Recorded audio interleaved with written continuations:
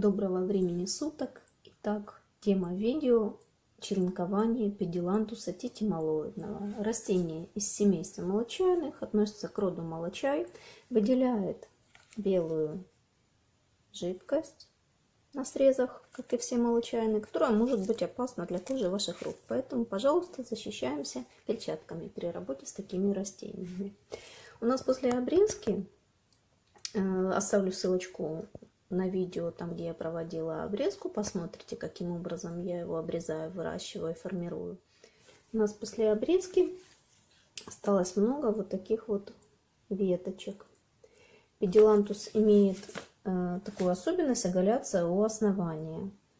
Разумеется, такие длинные черенки нам не подойдут. И основная причина, кстати, это так на заметку, почему же нельзя растения черенковать длинными черенками. Потому что у такого черенка площадь испарения очень большая. То есть много листьев, много стебля, и влагу он испаряет достаточно активно. Поэтому у него не хватает сил, он не может восполнить запасы влаги за счет того, что у него просто нет еще корней, и он теряет эту влагу и погибает. А более коротенькие черенки, у них достаточно шансов для того, чтобы успеть до потери влаги во всем стебле и в части листьев, которые мы оставляем, да, при нарезании черенков, успеть нарастить корешки и получить способность восполнять влагу.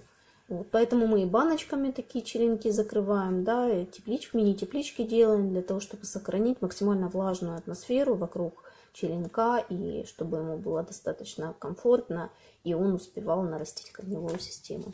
Такое небольшое отступление. Вот. И с таких вот веток мы нарезаем такие вот коротенькие черенки, 15-20 до 25 максимум сантиметров. Я обычно черенкую растения, любые в принципе растения даются вот именно этому правилу. Вот педилантус не исключение. У черенка нижнюю часть оголяю, да, убираю часть листьев, вот, для того, чтобы вот как раз эта нижняя часть пойдет на укоренение.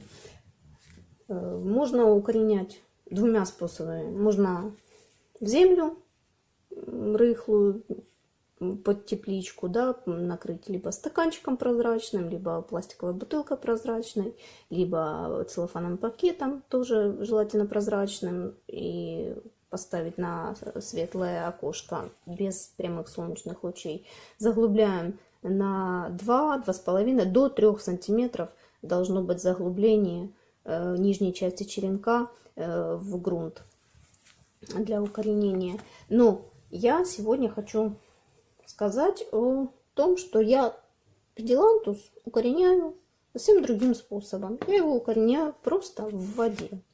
Он пускает в воде корни, но я использую яванский мох. У меня есть аквариумы, я использую яванский мох для укоренения многих растений. Он создает водную среду, достаточно благоприятную для корнеобразования, и поэтому я помещаю такие черенки в воду. Просто в воду с яванским мхом. Предварительно вода для яванского мха должна быть отстойной. Такое правило, да, для аквариума мы применяем всегда отстойную воду. Не сразу налитую с крана хлорированную, а отстаиваем. Я отстаиваю сутки, наливаю в баночку, ложу из аквариума пучочек яванского мха, вот, и даю постоять 5-7 дней. Вот так, чтобы там уже мох сформировал свою какую-то биосреду, вода приобрела необходимые качества положительные, да, для укоренения, и помещаю черенки в такую баночку вот таким образом и ставлю на светлое окошко. Педилантус живет у меня на юго-западном окне, вот там я и помещаю рядом с ним вот такую вот помещаю я эту баночку. Укоренение происходит приблизительно за 5-7, бывает до 10-12 дней. Вот. Если это весенне-летний период, то, в принципе, до недели достаточно. Бывает осенью укореняю. Осенью, конечно, значительно хуже происходит укоренение. Бывает, часик черенков даже подгнивает. Ну, в принципе, укореняются тоже и осенью. Главное, чтобы это был не ноябрь-декабрь, когда световой день очень короткий и у растений мало природной энергии, да, для такого способа, да, размножения. Поэтому укореняйте в основном весенне-летний период, тогда будет очень большая приживаемость. И вот так вот оставляю на окошке.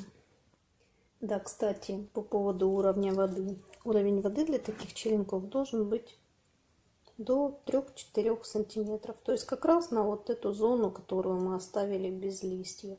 Сильно до полна не нужно наливать, потому что есть риск загнивания, когда большая часть черенка будет находиться в воде.